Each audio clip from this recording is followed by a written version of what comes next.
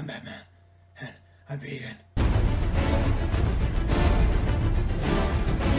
Here's why Batman would be a vegan. Where's the soy milk? Number one, he doesn't kill. That's what he says. So why stop with humans? You know, he doesn't kill anything. And in the DC world where he lives, there are other things other than humans that he fights. There's aliens and things. He doesn't kill them either. So it makes sense to extend the range of species he won't kill to include our fellow Earthlings. He watched his parents die.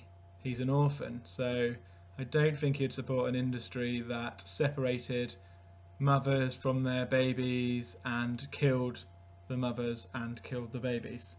He is a super strong athlete, and to stay in top performance he probably wants to look after his health, which you do best by having a healthy vegan diet, particularly extending athletic performance into older age. I mean, he doesn't want to stop being Batman when he has a knee problem at 28. So vegan diets are associated with healthier joints into older age as well.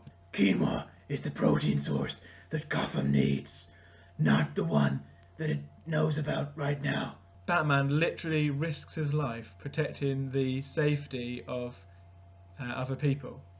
Now, since the largest killers in the developed world are dietary ones, I don't think he'd be supporting an industry that is sort of responsible for killing millions of people.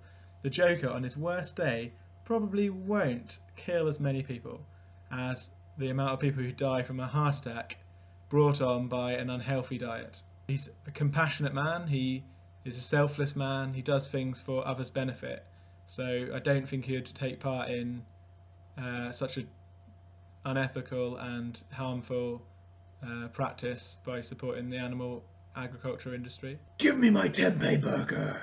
He's a genius. He's a smart man. He's smart enough to build all his gadgets and figure out how to fight all these crazy people.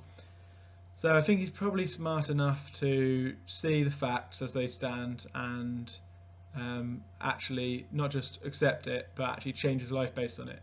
He's also smart enough to see through the marketing bullshit that we're all drip fed, like milk is good for your bones and you need your beef to get your protein or whatever.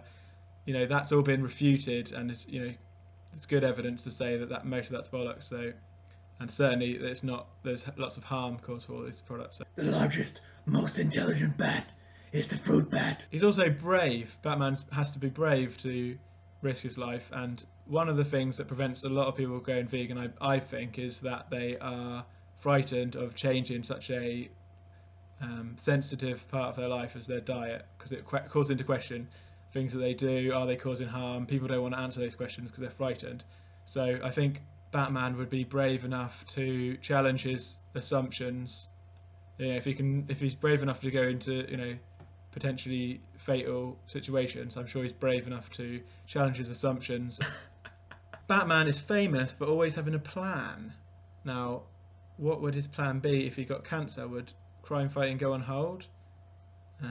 Obviously, in his line of work, there may be injuries, but he doesn't need to have an extra risk factor as his diet would be if he was consuming large amounts of animal products. I'd imagine he'd be prepared enough to be preventing illness rather than treating it when it occurs. So the best way to prevent heart disease, cancer, diabetes, trillions of different things, basically all maladies of the Western world, the best way to prevent those is to avoid animal products and have a healthy plant-based diet.